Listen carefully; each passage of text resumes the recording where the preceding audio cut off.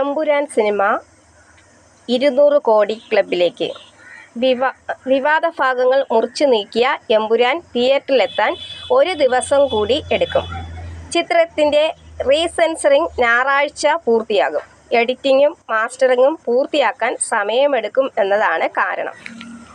എഡിറ്റിങ്ങിന് ശേഷം ഹൈദരാബാദിൽ നടൻ സാഗർജുനയുടെ ഉടമസ്ഥതയിലുള്ള അന്നപൂർണ സ്റ്റുഡിയോയിൽ മാസ്റ്ററിംഗ് ജോലികൾ പുരോഗമിക്കുകയാണ്.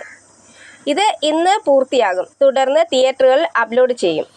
ചിത്രത്തിൽ നിന്ന് 2.3 മിനിറ്റ് ആണ് നീക്കം ചെയ്തിട്ടുള്ളത്. മാസ്റ്ററിംഗ് പൂർത്തിയാക്കി അപ്ലോഡ് ചെയ്യുന്ന പ്രിൻ്റ് 90% തിയേറ്ററുകളിലേക്കും സെർവറിലേക്കും അതിവേഗ ഇൻ്റർനെറ്റ് വഴിയാണ് എത്തുക. സിനിമയുടെ ദൈർഘ്യം എത്ര മണിക്കൂറാണോ ഏതാണ്ട് അത്ര തന്നെ സമയം അത് ഡൗൺലോഡ് ചെയ്തെടുക്കാനും സമയം വേണ്ടിവരും.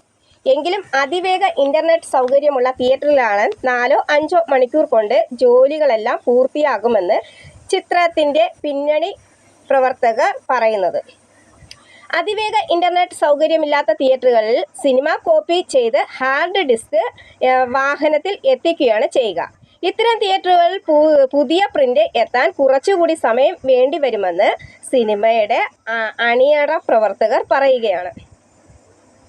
അതേസമയം സിനിമ 200 കോടി ക്ലബിലേക്ക് എത്തുന്ന വിവരം നായകൻ മോഹൻലാൽ സാമൂഹ്യ മാധ്യമത്തിലെ അറിയിക്കുകയും പൃഥ്വിരാജ് ഉൾപ്പെടെയുള്ള അണിയറ പ്രവർത്തകരും ഇത് പങ്കുവച്ചു.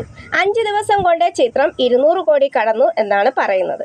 അപ്പോഴേക്കും എത്രയും വേഗത്തിൽ തന്നെ എമ്പുരാൻ്റെ എല്ലാവിധ വിവാദങ്ങളും പരിഹരിച്ചുകൊണ്ട് തിയേറ്ററിലേക്ക് റീ എഡിറ്റിംഗ് ഉടനെ എത്തുന്നതാണ്.